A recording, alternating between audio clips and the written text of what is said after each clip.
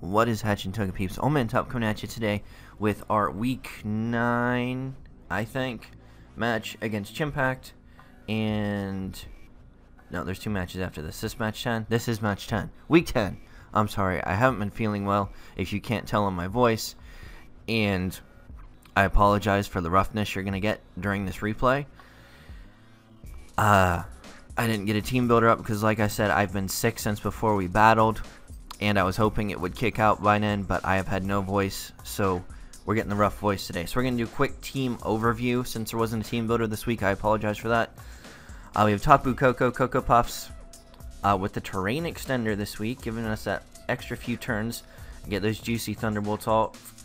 We have a Calm Mind, Roost, Thunderbolt, Dazzling Gleam set, Jolly with just enough, Timid with just enough speed to outspeed everything on his team, barring score first max special attack, a little bit of HP, because Tapu Koko does work against his team. Next we have Cryogonal, the Victor the Cryogonal, Choice Scarf, Levitate, Freeze Dry, Ancient Power, Rapid Spin, Knockoff. Now, we only really needed 2 moves against the majority of his team. Outside of... No, that does work against the majority of his team, especially what he brought. Freeze Dry hits everything that isn't named Fortress for super effective damage. So that's fantastico. Ancient Power to hit things like Fortress. Getting the boost would just be great. And Rapid Spin, because Rapid Spin is obviously important. Knockoff. Okay, next we have Devastator. And I am particularly fond of this set this week. Steelix being one of my favorite mons to begin with. Just has so many options. Leftovers, Sheer Force. We have Roar, Fire Fang, Heavy Slam, and Stealth Rock. This set is almost exclusively to get up rocks, beat Fortress, and keep rocks on the field. That is pretty much its job. That's all it is to do.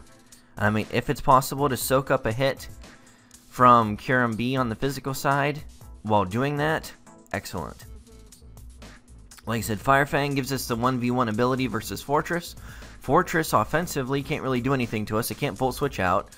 I mean, it could Rapid Spin on us if it wants. It gets Earthquake, but that's going to be doing negligible damage. We have some special defense investment to be able to take a few of the special hits from Kyurem B. 252 HP, 84 attack, 4 in defense. We are Impish. No, we're not Impish. We are whatever is speed down, defense up. And, like I said, the rest in special defense. Then we have Massacre, the Chandelure, Infiltrator set this week, Substitute, Flamethrower, Shadow Ball, Energy Ball. Hopefully get on something that has to switch out, set up the Substitute, and then just lay the boom down on something that has switched into us. Now, just enough speed to outspeed everything in its relative speed tier. Modest Nature, 252 in special attack, 180 in speed, 76 in HP. Then we have Noodle with the Koba Berry, and this is, namely, I am thinking it's possible he could bring Physical Thunderous this week. Koba Berry to allow us to soak up a Fly'em Z Supersonic Sky Strike and not be 2-shot by the second time we're hit by a physical flying move. We can actually do that with the Koba Berry. Regenerator, Knockoff, Rock Slide Power, Whip, and Leech Seed. The only thing that can switch into my Leech Seed on his team, he actually brought, as you can see on the screen, the Decidueye. But we have Knockoff in the event that thing switches in, and that does a huge amount of damage to it. Decidueye, I'm guessing, is going to be specially defensive for him, but we won't know until we get into the match. Then we got Pop-Tart, Slowking, with Leftovers, Regenerator. We brought the Regen Core this game. It deals with everything on his team, more or less, that isn't named Kyurem B, or a Max Attack Azumarill. Special, like a Nasty Plot, Thunderous is also something we have to watch out for, because after a Nasty Plot, the Sludge Wave will 2-shot Noodle, and I believe after a Nasty Plot, a Thunderbolt with Life Orb will 1-shot Slowking. But we have Scald, Psychic, Flamethrower, Nasty Plot. Pretty much once we get rid of Kyurem and Thundurus, we wreck shop on his team with our regen core. So that's something we want to do. And we're going to dive right into this matchup. Evs on Slowking. We were modest, 252 HP, 252 special attack, 4 thrown in special D. So now that we've gone over the team for 5 minutes, let's jump right into this match and see what's going on. So, wow, that was loud. I apologize. We're going to turn that down right now. And we lead off with Devastator, the Steelix. And he starts off with Bossing Say. Awesome nickname. But this will not be the city that defeats us. But we're not on Calyro either. But, Avatar joke there. Hugh. I'm really sick, guys. I'm sorry. Devastator, I thought it was possible he would start out with either Fortress or the Flying Genie dude, Thundurus. We take any one hit from Thundurus, and we wail on it. We get up rocks guaranteed, and once we get up rocks versus his team, it's really easy to pressure his team. He doesn't like switching out, and his only removal is Fortress. So that's great, and he leads off with this. So I expect him to either set up Spikes or Rocks turn 1. Based off the team we've got, I thought it would be Rocks. And I don't remember if we set up Rocks turn 1 or if we go for a Fire Fang right out the gate. I think we go for a Fire Fang right out the gate, because I fully expected him to set up Rocks and not be expecting an attack. It's possible we could outspeed him. Fire Fang can burn and flinch. So let's see what happens. We do go first. We hit the Fire Fang. It does just below 50%. We see he doesn't have the leftovers, but he has... I forgot how fast this goes. But he has the Rocky Helmet. So we're going to be taking a little bit of damage, and we see the Earthquake come out here when we set up our rocks. I thought he might switch out trying to preserve this, but apparently all he wanted to do was set up rocks and get some damage on Steelix, which kind of makes sense based off the setup of his team. But if I can get this thing out of the way, I can get something and spin away the rocks. I'm in a really good position. So, I'm not sure what he's going to want to do here. We set up our Roxy Earthquakes, and the Earthquake does 22%, so we're definitely going to kill him before he kills us. The question is, can we kill him before he Rapid Spins our rocks away? We are just going to trade a few attacks. I Fire Fang, that takes him all the way down to 8%. No flinch or burn, no problem, because it's low percentage chance, but I mean, we just finish him off here. Now, granted, we're in a very unfortunate position with our Steelix, because we're sitting at about a third health, probably just below it. But we do have a spinner off the field, we have a spinner off the field, so rocks are on to stay, unless he has Defog on the Decidueye.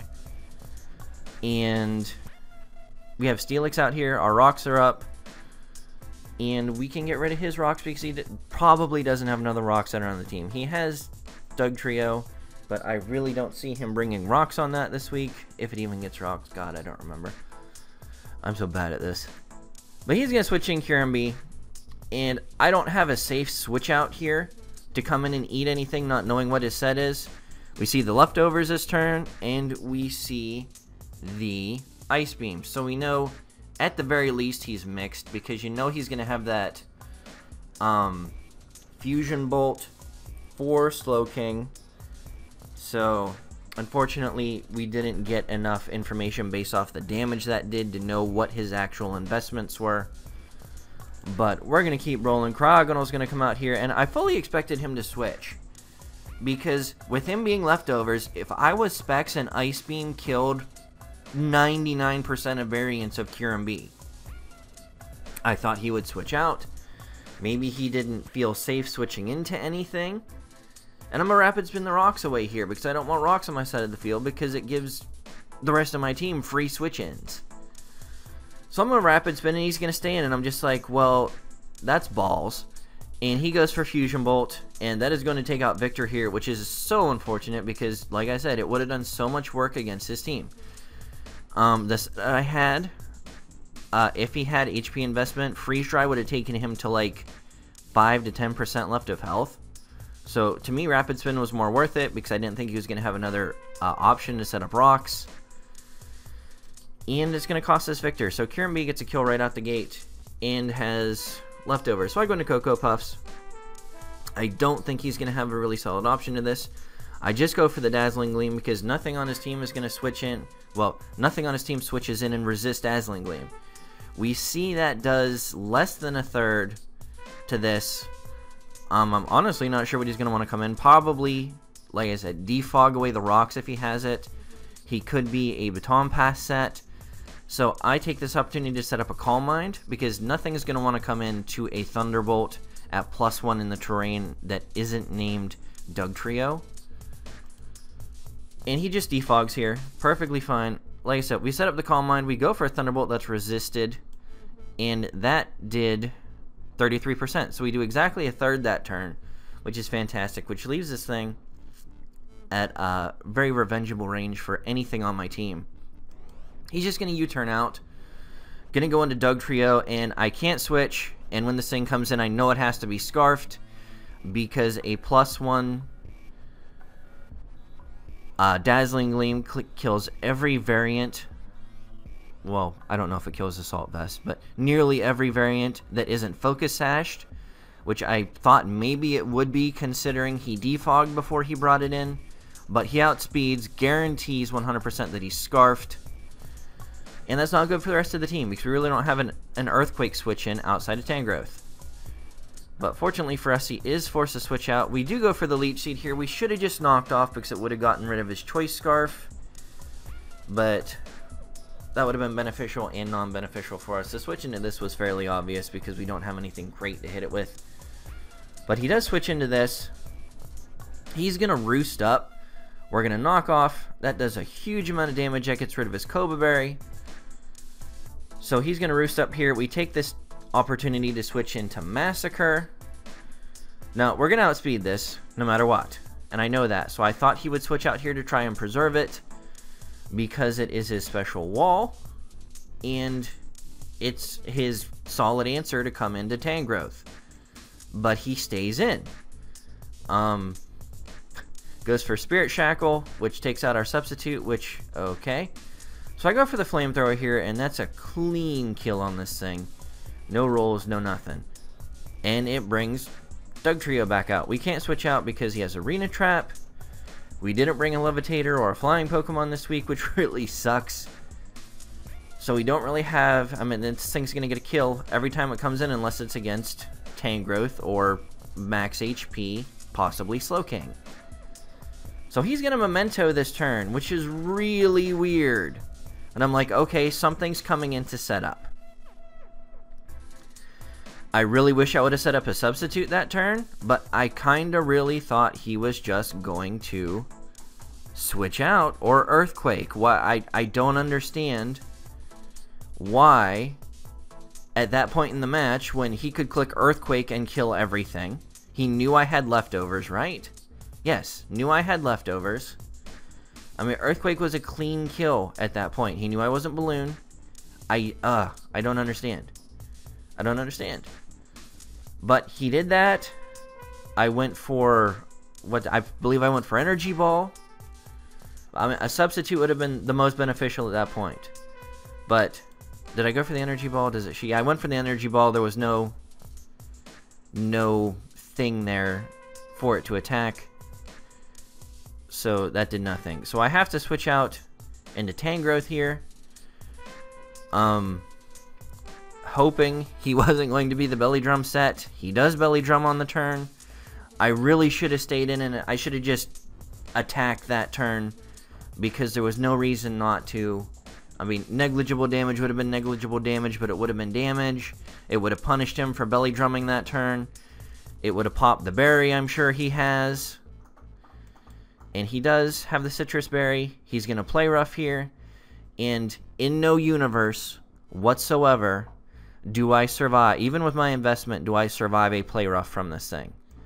So he's going to play rough. That's not a roll. That is straight damage. I think the least amount of damage he could have done if he was an Adamant set, which I'm going to guess he was like 103%, if I remember my calcs right.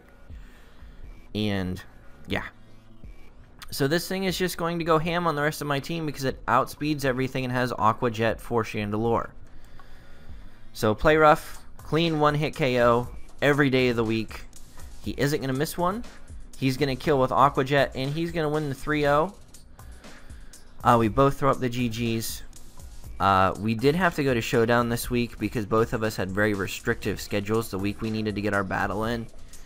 I actually had to get 2 battles in that week, so being able to do it on Showdown made it much more convenient for the both of us. So we both agreed Showdown was the way to go. I apologize, a lot of people don't like the quality of Showdown, but unfortunately that was just how it rolled this week. So we go down 3-0 to Chimpact and the Philadelphia Scizors. So go ahead, go to Chimpact's channel, show him some love, watch his side of the battle. I'm sure it would be much more pleasant to listen to than the emphysema raspy voice I have from the cold I have momently at the moment. But could have played that match a little bit smarter, a lot smarter, by not, sacking Cryogonal turn 2. But on a positive note, these are small victories, and the small victories are what I'm kind of having to count at this point in the season. I believe this was the first match this season, as sad as it sounds, that we scored the first knockout. So that's a positive thing. We actually took a lead at the beginning of this match. So yeah, small victories. But anyways, guys, let me know what you thought about the team this week. And we will see you next week. We are now 0-10. Yeah, because we play Mono next week, and that's week 11, because we only play Lars after that, which is week 12. So we're 0-10, not a place I ever wanted to be. We're going to keep our heads up. We're going to keep moving forward. We're going to play out these next couple weeks.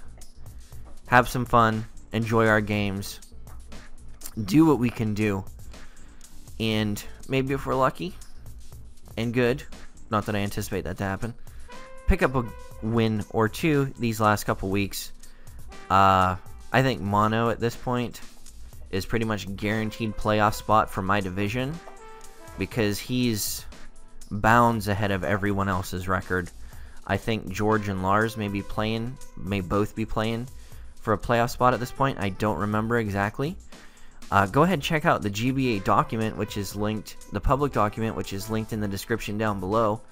It should have a playoff race running this week or after this week's totals are in there. So check that out.